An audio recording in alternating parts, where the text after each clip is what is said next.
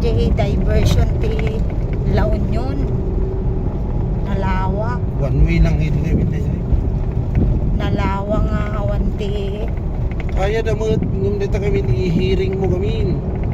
Sila lagi to, di ba? Nakitagla ko. Nung government, mabalik mo pa expropriate data private property for public use.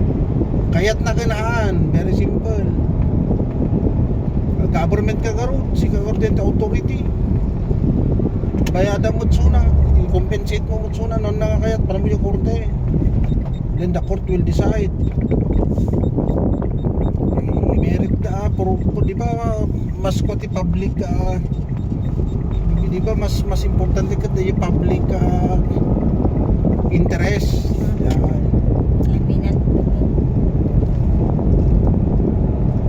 Protect the public interest.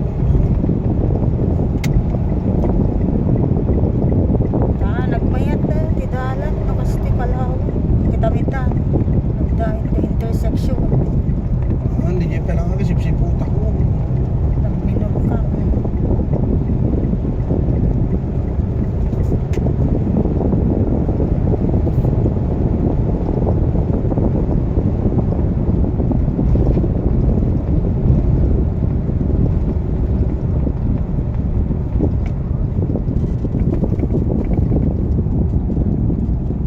Binigayan lang gamit ti kapasto.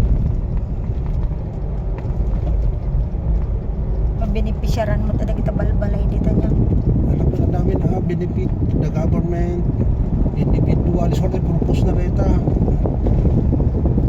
Mayat dito yung diversion ni Tapos tax, benefit pa ng gobyerno reta ng taday tagat magsimpa o nagita tao mabenepisyaran, so purpose na for common good, for public use.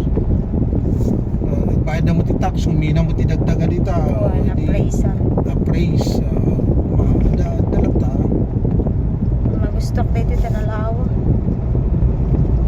Gusto ko di San Fernando La Union, baga mga bypass road, diversion. Medyo minor katan dagtata hotel nga papanantan. Tapos sa katupatan. Dito na. Paglikutan tan. Pag signal light ka. Okay. Going to Quezon City Arena. Kung saan nandoon ang Philippine Commission. Dito na lang ta. Damo parking na di hotel ito.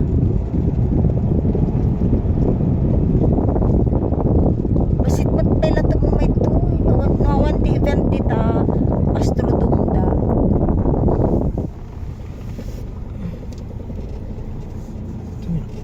Ito. Mabaling kapag parking ito. Mabaling DJ kanto lang ta nagparking ako. Nagparking am di Kalmanan. Tas asidot. Naputot ito. Yung city. Quezon City Arena. Sukat ano nga dito eh. Lakban na lang sukat.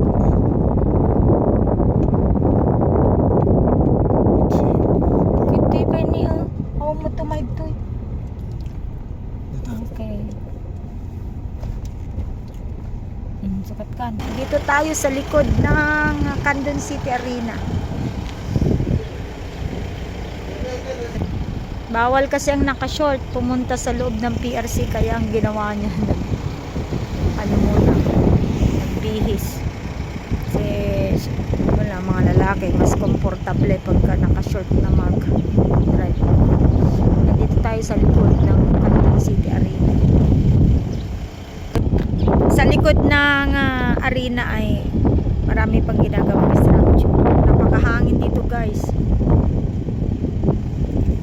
Time check is 1 o'clock. Mahangin. Dito tayo sa CR ng Quezon City Arena guys. Napakalinis, parang hotel. May pang PWD. Ganyan. O, diba? Oh, maganda siya.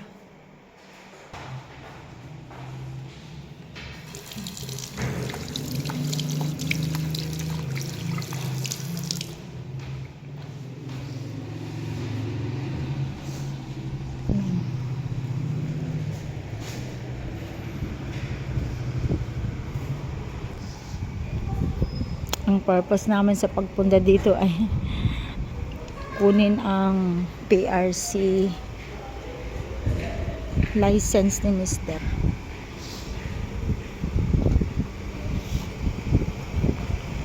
Dito sa PRC Candon City. Yan. Din palang nagtitinda dito ng ice cream.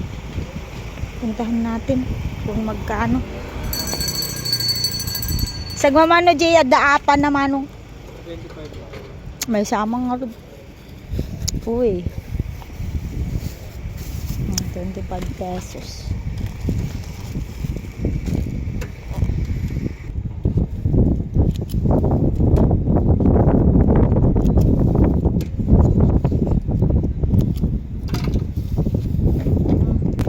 May ice cream ako. Mahangin dito guys, mahangin. Ayan po ang DSWD Field Office ng Region 1. Po ang side ng Candon City, Arigna.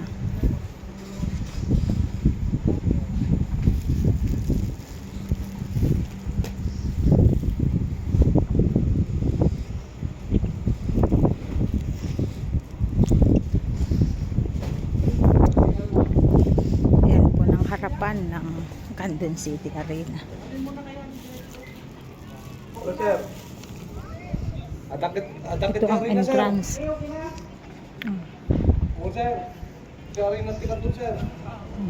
Nagasampot sir. Diba? Accessible ang pagpunta dito. Wala sir, wala. Kaya yung sa tricycle ka lang. Maluwag ang parking. 20 pesos lang. Galing ng Candon ang pamasahe ng tricycle. Ang isa. Ang pagpasok mo ganun. Ang gaganda ng mga wall mural. Tignan natin. Isang wall mural.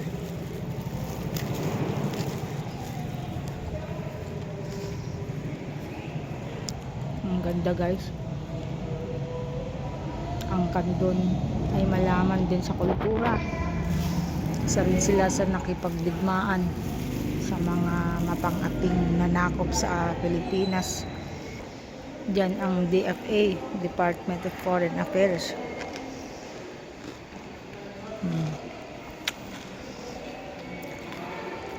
Diba?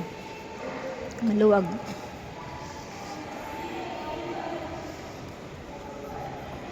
Sa second floor, may PSA, DILGO, Civil Service Commission. Ikaw ay nag-a-apply ng passport sa DFA. Kung wala kang dalang Xerox copy ng iyong documents, ay pwede ka dito magpa-photocopy, pero 10 pesos per copy ang document. Itong nakatawag pansin din sa akin. Ganda. Isang mural na nagpo-portrait ng mga mayamang kultura ng Candon. Hindi lang sila mayaman sa infrastruktura, pero pati na rin ang agrikultura ay kanilang pinopromote at hindi nila pinababayaan din. Diba? Yan. Ito ang entrance na papunta dyan sa loob ng Astrodome, yung dinadaos ng basketball. Ito ang itsura ng Candon City Arena. Ito na project noon ni City Mayor Eric Dicingson. Diba? Ganda. Okay guys, thank you for watching. This is Mr. Madayag Vlog.